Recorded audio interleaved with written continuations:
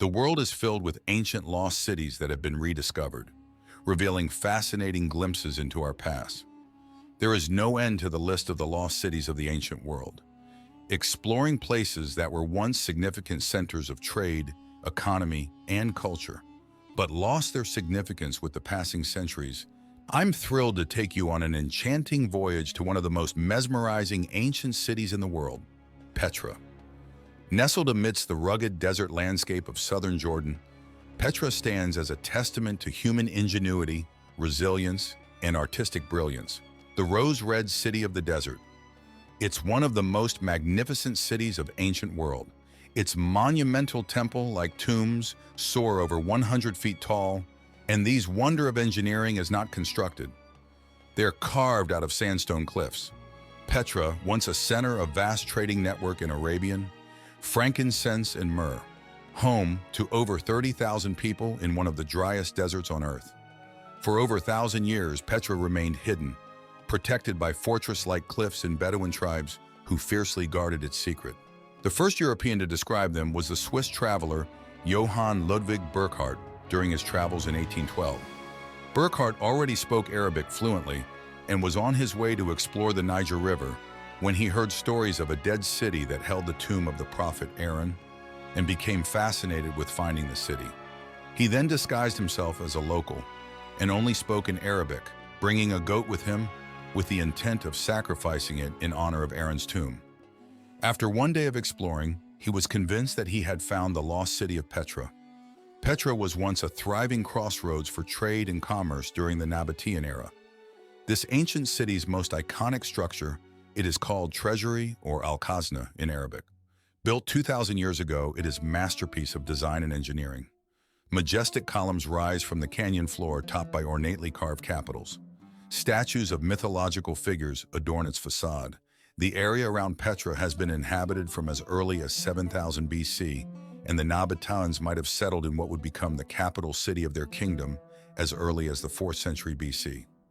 Archaeological work has only discovered evidence of Nabataean presence dating back to the 2nd century BC, by which time Petra had become their capital. The Nabataeans were nomadic Arabs who invested in Petra's proximity to the incense trade routes by establishing it as a major regional trading hub. The trading business gained the Nabataeans considerable revenue, and Petra became the focus of their wealth.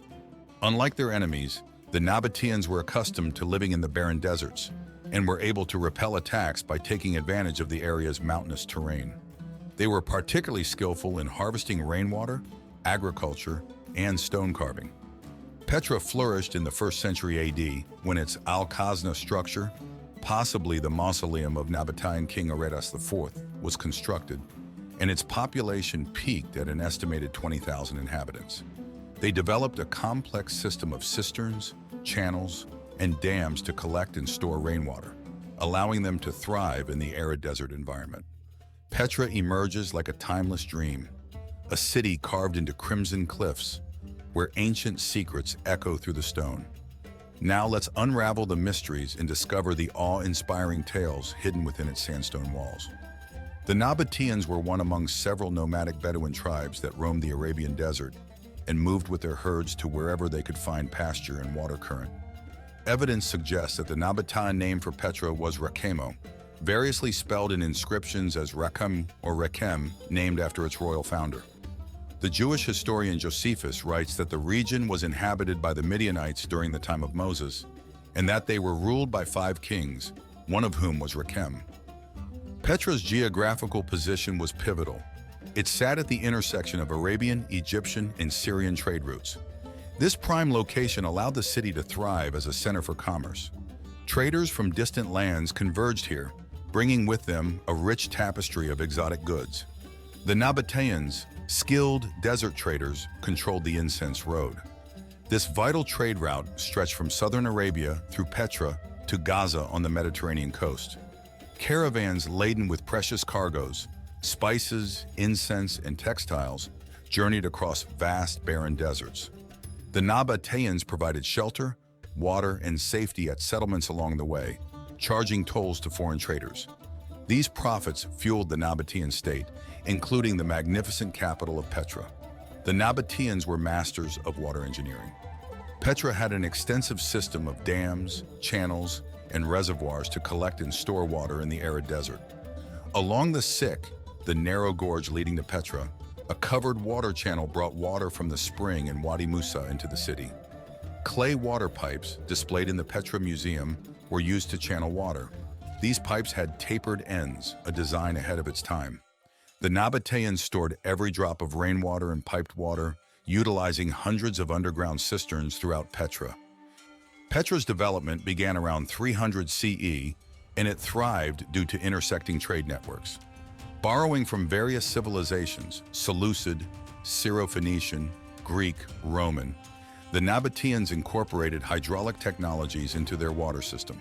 The city's prosperity relied on water resources, sustaining a growing population and supporting its artistic and cultural achievements. Petra's stones tell tales of resilience, adaptation, and survival. Imagine the bustling markets, the sound of water flowing through clay pipes, and the oasis that once thrived in this arid land. When the Nabataeans were defeated by the Romans in 106 CE, Petra became part of the Roman province of Arabia, but continued to flourish. The Roman Empire annexed the newly gained territory and renamed it Arabia Petraea. They left their mark with the construction of the Petra-Roman Road, enhancing the city's infrastructure and trade capabilities. The Romans imposed high road taxes, encouraging the use of new technologies and trade routes. Petra remained a crucial stop for camel caravans, but sea commerce began to dominate. Around the 4th century AD, Petra experienced a devastating earthquake. This seismic event caused extensive damage to the city, including the collapse of many buildings and monuments. The once thriving city, with its intricate rock-cut architecture, bore the scars of nature's fury. The Byzantines eventually took control of the region, governing Petra for approximately 300 years. Petra came under the Byzantine influence after the lengthy siege. When the Byzantines finally managed to retake the town from the Sasanians, a few churches were built in the earlier Roman period as well, like the Red Church, also known as the Ridge Church. But a larger number of churches were constructed during the Byzantine era. The Byzantine church at Petra, also known as the Petra Church, is a prime example of monumental architecture in Byzantine Petra.